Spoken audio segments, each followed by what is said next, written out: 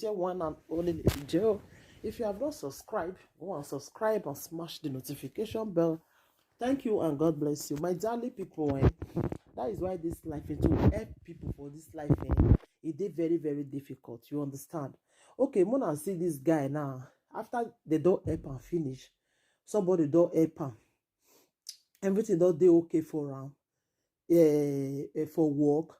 Then when he want can't leave the work, he can't see phone. My darling people. And the person will come help Anana, now he come put for problem. I don't know why be say some people when I make to help people for this life, it is very, very hard. Now make people know they want help person again.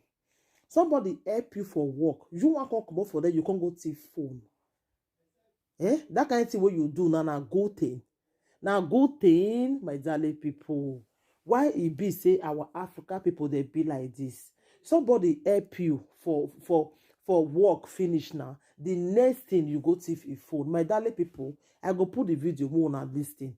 More on this. Wait till this guy do if now good thing or a bad thing. May you leave your comment for the comment section. Thank you everybody. Anna, if Nana when I go market.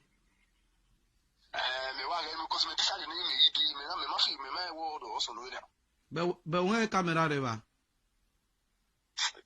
Camera sunu no sunu ne pa e no sunu do ni view with the say the sunu no sunu ne all them the way because of I atama way the way wa no na do na way na wa na brother when I go na where you suspend me Friday me you na yes e ko na na suspend me we aka sa che we o sa ti re ba do anwu na yeah, obere ba do obere ebe no sunu na ne we ya no rekene mi na wi no rekene mi na wi on the law a stop ya akule ya aye police mo wa bo o sa ti ma to re jo fira sa ti ari office mi we ari office iya ilwe police aye gbo wa ba we mu oyegu agwa viore mi ebe paro mi ya fi ebe ye paro o ave paro no ere o wa we say if not, it can not do anything for Magbera. I want ya be bunny, don't turn us away no. All you know, say, go manare ya when no one say take case now you thought in here. But no hassle, Timia, in also, in your post because me, okay, me has some possession in the way. In your post because in my way, even the iPhone or so by way, emotion is because in why till we wani safety rate can hino wa o wani hino to rio wani we takino we Nigeria no we to no so emailwe ma because everybody na ewala no waro toru de o ma no nya enulo onu ya pity na because if not o ma nya agba ebe me tana ne we dey no if ani no tell ogumi dey na me post ere then no wani me kioni na ri ge safety ro what's a man what where are they? No, I try no are to settle the thing. That is all the way.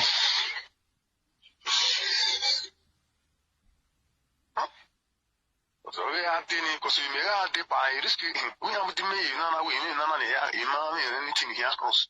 We have the me. Only me, I didn't be high, we are take a risk in my here, we across here. Because you are na gba ebo dagba we because the corona won pa la continue am me tin adimi for more than 4 hours ake do see me ai e wo mo do ati ake do see me ai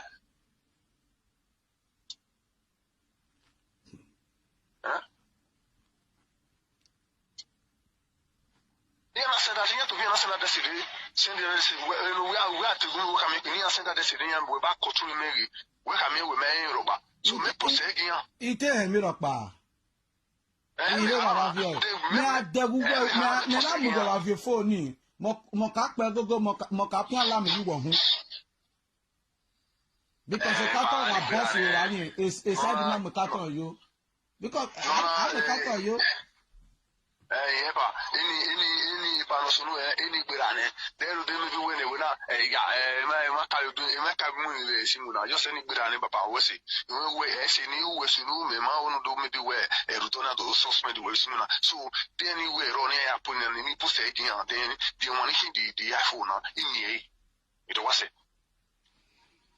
because imam we already need to attend where what 5,000 a pa ito ge ma we I only collect one iPhone and even the iPhone am in here and they want to phone like that one Samsung and one something like UK ni maybe asini na baba 200 me maybe apoke ni go we say 109 euro no weki in 119 euro.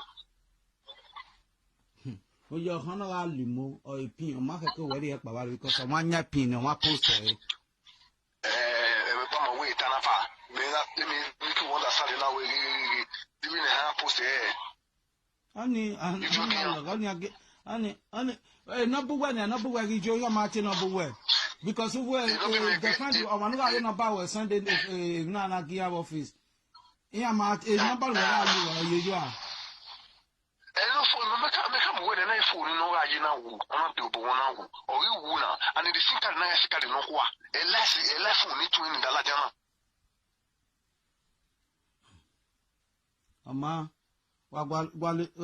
wale solution because imaya ne no run that risk ni ya ko ya because all of them are suspect men imaya ni viola wa who know what is going to happen to them tomorrow are you satisfied earlier the other boy lock pania again no le nguna abi we no ni at the office don't maybe ring una I don't know just because of one person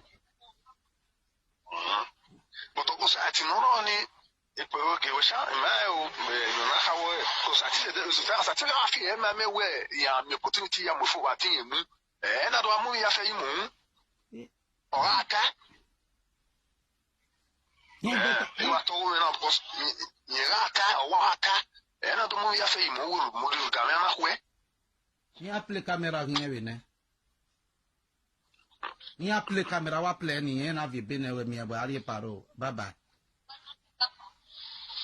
but you play ni okay that you plug in we immunity o we ni awa ka wa focus yi because ni already osati am yo sati gugun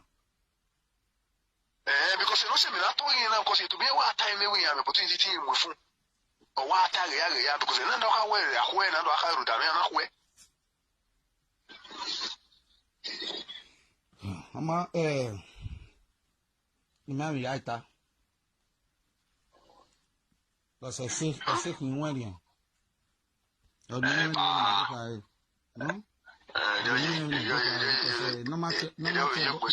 no matter about you okay ya no we wa ta fin ma se boni we no ko we wa ta lo ma yin ni se boni na uje no sunu no ni a won no ya se ni no sunu Ebana ogbe politoro ya agwale mu na hia bo ya. Ti Friday no sunu setting stop we e ba wa because won ra won ya company. O mother Sunday na e ba setting stop we because wo mu wo ni be mi a lọ́nà re wa merita mo we na. Ejo ni very office. They think I will play camera. They think I will not tell me or na me o ko na do mi mo a o mata o dere because he are not ta. Ore. Ama. Yeah, we la o we anything we wa kan ti ya we me be call we back. Ama.